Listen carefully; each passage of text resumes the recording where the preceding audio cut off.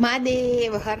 આજે તો જો એટલી ગરમી થતી હતી ને, વરસાદના 4 છાંટા પછીનો જે બફારો છે ને કે વેદ નહીં, એટલી ગરમી થતી હતી. એટલે આપણે તો સવારમાં પહેલાં એના હેર કટિંગ જ કરાવી નાખ્યા કે તને ગરમી થાય તો તું વાળ કાપી નાખ. ત્યાંથી આવતા તો આપણે જો શાકભાજી બધું લેતા આવ્યા. યાર બહુ મોંઘું છે પણ શું કરે, જોઈએ તો લેવું જ પડે. તો આપણે બધું શાકભાજી લઈ આવ્યા, બધું ધોઈ કરીને રાખી દીધું છે. એ સુકાઈ જાય એટલી વારમાં ફટાફટ આપણે જમવાનું બનાવી નાખીએ.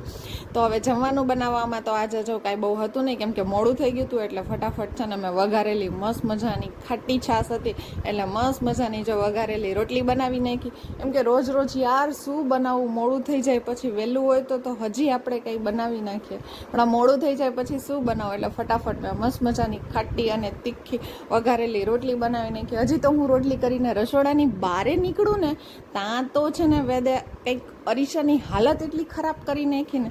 જો હું તમને બતાવું અરીસાની કેવી હાલત કરી નાખી.